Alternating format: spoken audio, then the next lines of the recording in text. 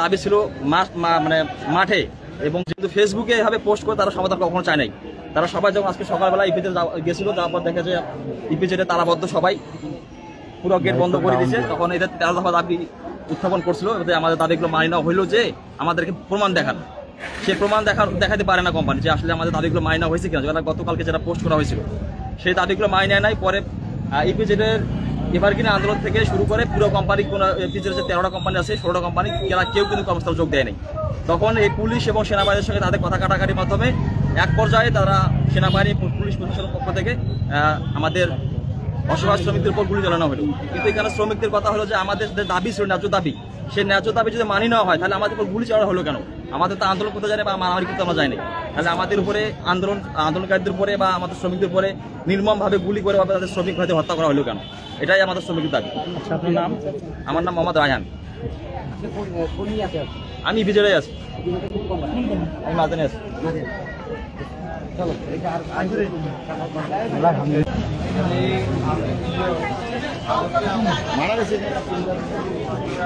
বিষয়টা হচ্ছে কি, আন্দোলন হচ্ছিল আমাদের উদ্দেশ্যে যে আমরা এই কোম্পানিকে নিয়ে তাদের অরাজনৈতিক একটি কার্যক্রম তাদের কোম্পানিতে চলে। এই তাদের 13 দফা ন্যায্য দাবি নিয়ে একটি আন্দোলন ছিল, কিন্তু এই সুষ্ঠুভাবে একটি আন্দোলন চলছিল। তাদের 13 দফা দাবি মেনে নিলে তারা কর্মস্থলে যোগদান দিবে, কিন্তু তারা বিভিন্ন রকমভাবে যে আন্দোলন তারা চালিয়ে যাচ্ছে। কিন্তু এখানে কোনো শ্রমিকের অফিস স্টাফ বা কোম্পানিতে কোনো রকমের ভাঙচুর বা কোনো ধরনের, তারা সুস্থভাবে একটি আন্দোলন করে যাচ্ছে।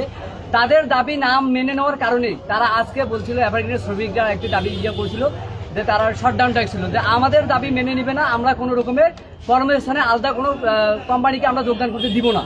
আমাদের দাবি যদি মেনে নেয় তাহলে আমরা সমস্ত কোম্পানির শ্রমিকরা একতাবদ্ধ হয়ে কাজ করব, আর আমাদের দাবি মেনে নিলে আমরা কোনো রকমের কোম্পানিকে আমরা ঢুকতে প্রবেশ করতে দেবো না। তারা ইপিজেডের মেন গেটে বা 2 গেটে তারা তালাবদ্ধ করছিল।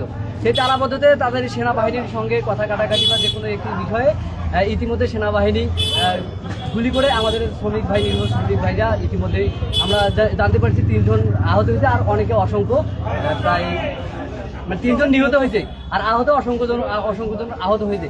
আমাদের কথা হলো, আমাদের দাবি হলো, আমাদের শ্রমিক ভাই কোথাও কোনো ভাঙচুর করে নাই, সেনাবাহিনীদেরকে আক্রমণ করে নাই, পুলিশ প্রশাসনদের আক্রমণ করে, ইপিজেডের একটি ইট পাথর পর্যন্ত তারা ক্ষতি করে নাই। তাহলে আমাদের শ্রমিক ভাই বিনা কারণে মরলো কেন? আমরা এটা সুস্থ একটা বিচার চাই। আমরা বাংলাদেশ সরকারের কাছ থেকে এবং প্রশাসনের কাছ থেকে আমরা এটা একটি সুস্থ একটি বিচার চাই। আমাদের শ্রমিক ভাই কেন মরলো? আমাদের শ্রমিক ভাইরা তো কোনো ক্ষতি করে নাই। আমাদের শ্রমিক ভাই ন্যায্য দাবি করতে গেলে মরবে কেন? তাহলে আমরা কর্মস্থলে যোগ দেবো, আমাদেরকে কি ন্যায্য দাবির জন্য আমাদেরকে মরতে হবে আজ বাদে কাল? তাহলে কি ইপিজেড, উত্তরা ইপিজেড কি অরাজনৈতিক দিয়ে ভরে, মানে বিভিন্ন রকমের দুর্নীতি দিয়ে ভরে যাবে? এটার কি কোনো সমাধান হবে না? আমরা শ্রমিকদের পক্ষ থেকে আমরা তাই এটি একটি আমাদের ন্যায্য দাবির আমাদেরকে সঠিক একটি সমাধান দিবে তারা, তাহলে আমাদের শ্রমিক ভাইরা কর্মস্থলে আবার পুনরায় যোগদান করবে।